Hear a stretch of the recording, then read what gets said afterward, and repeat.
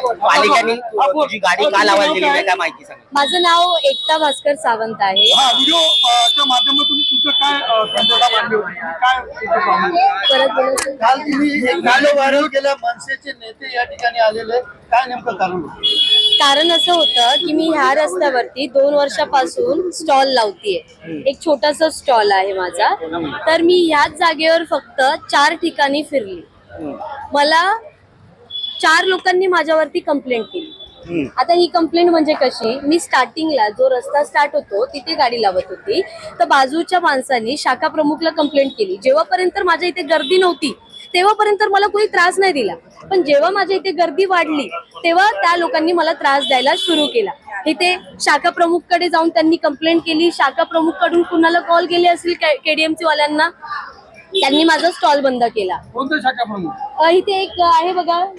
हा बरोबर, ते मला नाही माहिती दादा, मला काहीच माहिती नाहीये. फक्त एवढंच की माझा स्टॉल बंद केला. आता तुम्हाला काय वाटतं किती दिवस माझा स्टॉल बंद केला असेल? 1 दिवस 2 दिवस, पूर्ण 20 दिवस माझा स्टॉल बंद होता. मी रोज यायची, अशी हात जोडायची, दादा प्लीज माझा स्टॉल चालू करून द्या. मी माझ्या घरात एकटीच आहे कमवणारी, कुणी माझ्यावर दया नाही केली, थोडीशी पण दया नाही केली. मी 20 दिवस रडली, हात जोडली, दादा मला चालू करून द्या. शेवटी एक विशाखा ताई करून आहे, ती मला बोलली की तू इथे लाव जरा, बघ इथे काय होतंय का नाही. तर तिने मला थोडीशी मदत केली. तिथे लावली गाडी. कुठे? तिथे याच्या पाठच्या लाका. काहीतरी हिंदी माणसांनी काय केलं मी तुम्हाला सांगते. त्या दिवशी मी स्टॉल लावला, दुसऱ्या दिवशी परत आली स्टॉल लावायला. मला वाटलं की आता चला प्रॉब्लेम सॉल्व्ह झाला असेल. त्या हिंदी माणसांनी काय केलं, मराठीवाले जे ऑटोवाले, जे मराठीमध्ये हिंदी असतात, कळलं ना तुम्हाला, त्यांनी काय केलं, ऑटोवाले आले, 200-300 ऑटोवाले आले. किती? 200-300 वाले ऑटोवाले आले, युनिटी आले. मला बोलतात तुमचा स्टॉल इथून पहिले बंद करा. मी म्हटलं काय झालं, काय रिझन आहे? नाही तुमचा सिलेंडर आहे, असं आहे तसं आहे. मी म्हटलं बाकीच्या लोकांचं सिलेंडर काय? हे जे रूल्स अँड रेग्युलेशन आहे ते मला फक्त लागू होणार का, बाकीच्या लोकांना लागू नाही होणार का? पालिकेने बाकीच्या लोकांवर कारवाई केली नाही केली ना. मी तुम्हाला तेच सांगते, मी मुद्द्यावरतीच येते. इथून माझा स्टॉल बंद केला मला घाबरवून. आता शेवटी एक जेव्हा मराठी माणूस येतो आपल्याला बोलायला, तर आपण मराठी माणसाचं ऐकणार की काहीतरी विचार करून बोलत असेल. पण नाही, कुणी कंप्लेंट केली? हिंदी माणसांनी कंप्लेंट केली. ऍक्शन कुणी घेतली? मराठी माणसांनी, ऑटोवाल्यांनी. संपली गोष्ट इथे. परत मग तिथून मी इथे आली. तुम्हाला काय वाटतं, रस्त्यावरती लोक पैसे घेत नाही? लोक पैसे नाही घेत. करप्शन तुम्हाला माहिती कुठे चाललंय? तुमच्याकडनं पण पालिकेने काय मागणी केली? हे बघा, मी पालिकेला स्वतः बोलत होती की मला एवढा त्रास देण्यापेक्षा 20-20 दिवस बंद धंदा ठेवण्यापेक्षा, दिवाळी आपण काय विचार करतो दिवाळीला, की घरात माझा पैसा आला पाहिजे. माझा धंदा बंद केलाय ताई. माझी काय हालत झाली असेल? माझी मम्मी रडत होती, माझी काय हालत झाली असेल?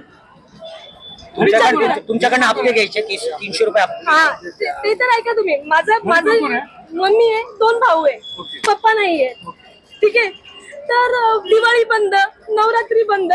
रवींद्र चव्हाण सरांच्या ऑफिसला गेली, पण ते काय भेटले नाही, कारण की त्यांचं नमो ते रमो काय ते त्यांचं चालू होतं.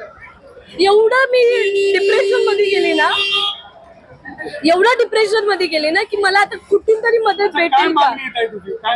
माझी मागणी एवढीच होती. पहिले माझं 1 मिनिट ऐका दादा.